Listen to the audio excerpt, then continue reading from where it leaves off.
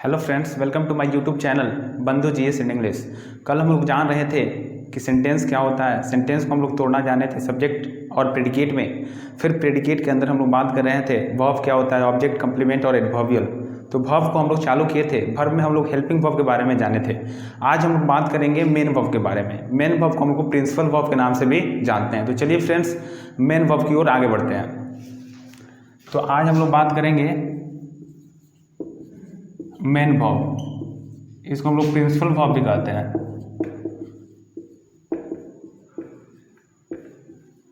Principal verb तो ये 5 तरह के होते हैं। इनका 5 फॉर्म होता है: V1, V2, V3, V4, V5। V1 को कहा जाता है बेस फॉर्म या प्लूरल फॉर्म।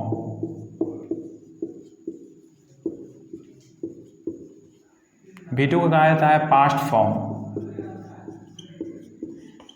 V3 को कहा जाता है पास्ट पार्टिसिपल।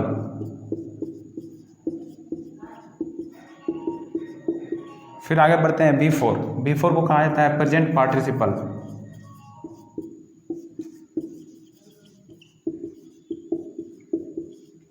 V5 को कहा जाता है सिंगुलर फॉर्म। एक एग्जाम्पल अगर लें तो हम लोग गो का एग्जाम्पल लेते हैं। गो मतलब होता है जाना। V1 हो जाएगा गो, V2 हो जाएगा वेंट, V3 हो जाएगा गॉन, V4 हो जाएगा गोइंग, V5 हो जाएगा गोज। तो फ्रेंड्स, हम लोगों को कुछ वर्ब के बेसिक फॉर्म को ध्यान में रखने की ज़रूरत होगी। तो ये हो गया वर्ब का V1, V2, V3, V4, V5। इसके नाम को आप ध्यान में रख सकते हैं। याद करने की कोई भी आवश्यकता नहीं है। आपको कंसेप्ट को समझने में यह मदद करेगा। अब हम लोग आगे बढ़ने के बाद बात करेंगे, इनको जानने के बाद, प्रॉपर्टीज ऑफ वर्ब। जो हेल्पिंग वर्ब होता है उसका क्या प्रॉपर्टी होता है और मेन वर्ब का क्या प्रॉपर्टी होता है। यह प्रॉपर्टी कंसेप्चुअली रूप से अगर आप समझ लेते हैं तो बहुत सारे कॉम्पिटिटिव एग्जाम में आपको फ़ायदा होगा। डायरेक्ट इससे क्वेश्चंस पूछे जाते हैं। हम लोग इसके आधार पर प्रश्न भी बनाएंगे, देखेंगे कि कैसे क्वेश्चंस पूछे जाते हैं।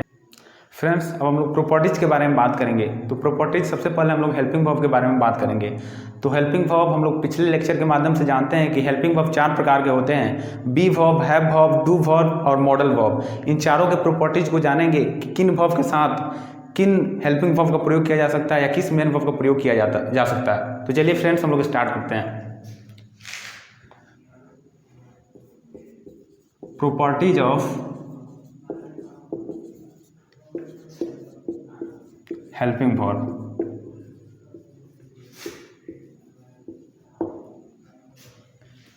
तो फ्रेंड्स, हेल्पिंग वर्ब याद रखिएगा: be verb, have verb, do verb और मॉडल वर्ब। यह याद रखिएगा, तभी यह कंसेप्ट आसानी से समझ पाइएगा और आपको इस कंसेप्ट का फायदा होगा। तो चलिए पहला प्रॉपर्टी जानते हैं। पहला प्रॉपर्टी कहता है कि जो बी वर्ब होता है, जो हैव वर्ब होता है, उसका प्रयोग हम लोग सेंटेंस में अकेले भी कर सकते हैं और मेन वर्ब के साथ भी कर सकते हैं। तो इस स्टेटमेंट को हम यहाँ पर लिख देते हैं: be verb and have verb either be used alone or be with a main verb। इस सेंटेंस का मतलब हुआ जो बी वर्ब होता है, is, am, are, was, were, और have verb, has, have, had, इनका प्रयोग सेंटेंस में अकेले भी हो सकता है और मेन वर्ब के साथ भी हो सकता है। तो ये सही होगा। जैसे हम लोग एग्जाम्पल के तौर पे बात करें, आई एम ए स्टूडेंट। यहाँ पे देखिए फ्रेंड्स, जो एम है वो बी वर्ब है और यहाँ पे अकेले आया है। इस सेंटेंस में केवल एक ही हेल्पिंग वर्ब है, एम, और ये सेंटेंस हमारा सही है। दूसरा example, I am going to market.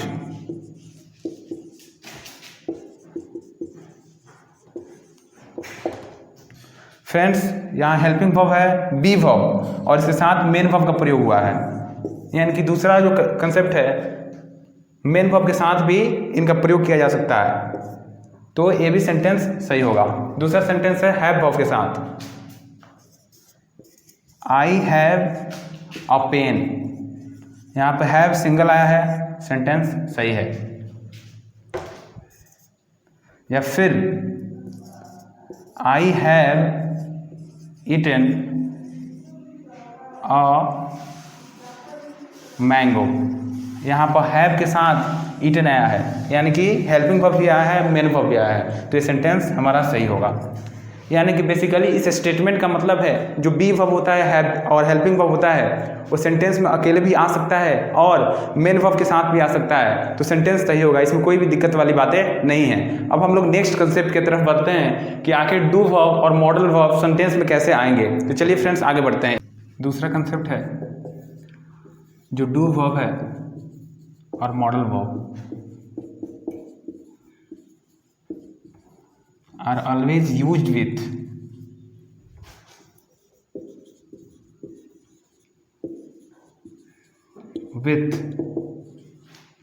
a main verb। तो फ्रेंड्स जो डू वर्ब होता है, डू, डज, डिड और मॉडल वर्ब जो 13 हम लोग जाने थे, must, ought, to, used, to, need, to, dare, to, shall, should, will, would, can, could, may, might, इनका प्रयोग हमेशा मेन वर्ब के साथ होगा।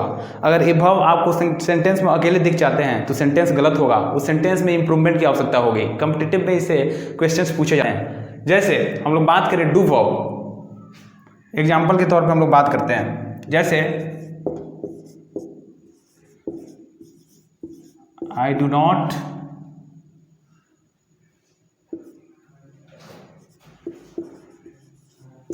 Play cricket. इस सेंटेंस में यहाँ पे डू जो है डू वर्ब है और मेन वर्ब के साथ आया है, तो ये सेंटेंस हमारा सही हो जाएगा। अगर वहीं यह सेंटेंस रहता आई डू नॉट क्रिकेट, यानी कि सेंटेंस में से मेन वर्ब गायब हो जाता तो ये सेंटेंस गलत हो जाता। दूसरा मॉडल वर्ब, कोई भी मॉडल वर्ब आ जाए, जैसे आई कैन इंग्लिश, तो यहाँ पे मॉडल वर्ब कैन आ गया और कैन अकेले आया है, मेन वर्ब के साथ नहीं आया है, तो ये सेंटेंस हमारा गलत हो जाएगा। इसका करेक्शन क्या होगा, आई कैन स्पीक इंग्लिश। यानी कि हमेशा जो मॉडल वर्ब होगा वो मेन वर्ब के साथ आएगा, तभी जाकर सेंटेंस सही होगा, वरना सेंटेंस गलत हो जाएगा। तो इस कंसेप्ट से हमको ये ध्यान में रखने की आवश्यकता है कि जो डू वर्ब होते हैं और मॉडल वर्ब होते हैं हमेशा मेन वर्ब के साथ आएंगे। अगर मेन वर्ब सेंटेंस में नहीं होता है तो सेंटेंस गलत हो जाएगा। अब दोस्त आगे बढ़ते हैं। मेन वर्ब का प्रॉपर्टीज क्या होता है, इससे भी क्वेश्चंस डायरेक्ट आते हैं। ये बेसिक्स क्वेश्चंस हैं, बेसिक्स समझ की क्वेश्चंस हैं। यह आप क्वेश्चन को समझते हैं, इस कंसेप्ट को समझते हैं तो आपको आगे के ग्रामर को पढ़ने में बहुत ही आसानी होगी और बहुत ही मदद मिलेगा। तो चलिए फ्रेंड्स स्टार्ट करते हैं। मेन वर्ब का प्रॉपर्टीज ऑफ मेन वर्ब।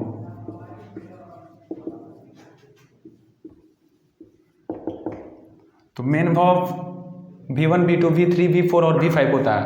इन्हीं के प्रॉपर्टी के बारे में हम लोगों को बात करना है। तो पहला V1 can either be used alone और used with a helping verb.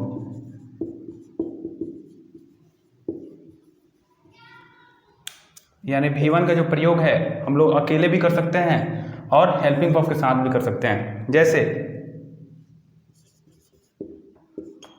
I play cricket,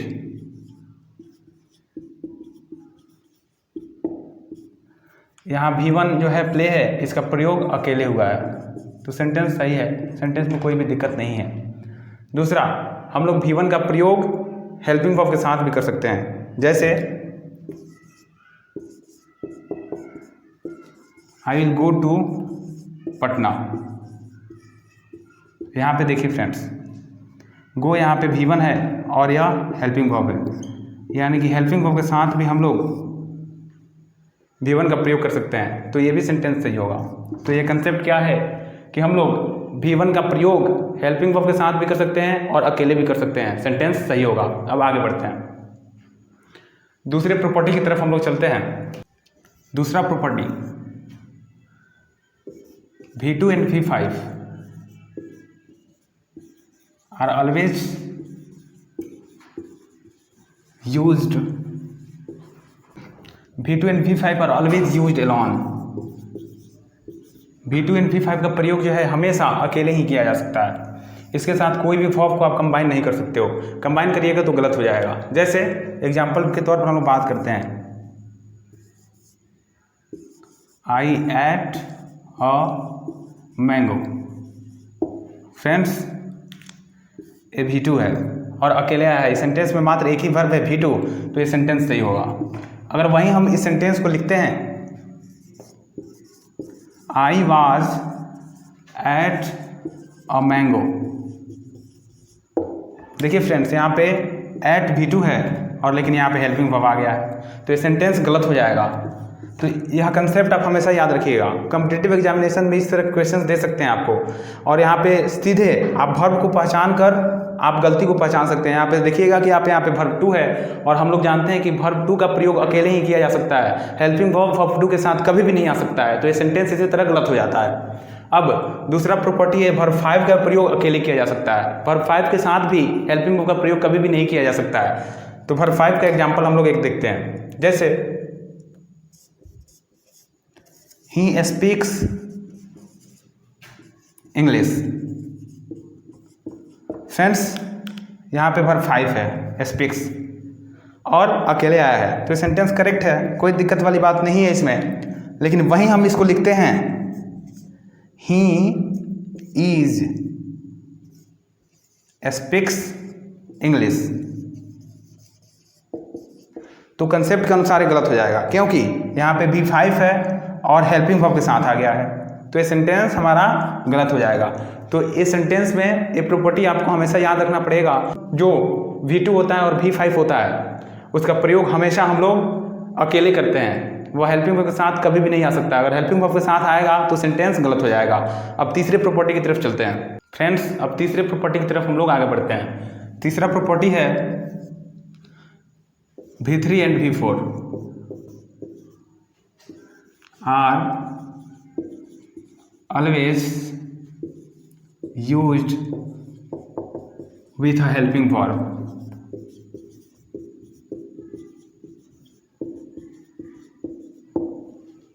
जो V3 और V4 है हमेशा हेल्पिंग वर्ब के साथ आएगा। अगर V3 और V4 आपको सेंटेंस में दिख जाता है और अकेले दिख जाता है, उसके साथ हेल्पिंग वर्ब अगर नहीं है, तो सेंटेंस वहीं पे गलत हो जाएगा, उसमें करेक्शन की आवश्यकता होगी। तो हम लोग एग्जाम्पल के थ्रू समझते हैं। जैसे V3 को एक उठाते हैं हम लोग, जैसे He eaten a mango। देखिए फ्रेंड्स, यहाँ पे आपको गलती नजर आ रहा है कि नहीं? देखिए फ्रेंड्स, थोड़ा सोचिए। हमने लिखा है कि V3 और V4 हमेशा जो है हेल्पिंग वर्ब के साथ आएगा, तो यहाँ पे ईटन क्या है भाई साहब? V3 है, और V3 सेंटेंस में अकेले आया है, तो ये सेंटेंस गलत हो जाएगा। तो इसका करेक्ट वर्जन क्या होगा? तो इसको देखिए, He has eaten a mango। यहाँ पे हेल्पिंग वर्ब होना चाहिए। V3 के साथ हमेशा हेल्पिंग वर्ब आएगा, तभी जाकर सेंटेंस सही होगा। दूसरा एग्जांपल, V4 भी हमेशा हेल्पिंग वर्ब के साथ आएगा, जैसे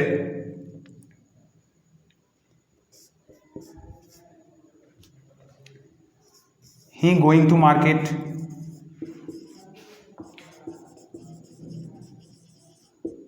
यहाँ पे क्या है? यहाँ पे V4 आ गया और अकेले आ गया, इसके साथ कोई भी हेल्पिंग वर्ब नहीं है, तो सेंटेंस गलत है। इसका करेक्ट क्या होगा? He is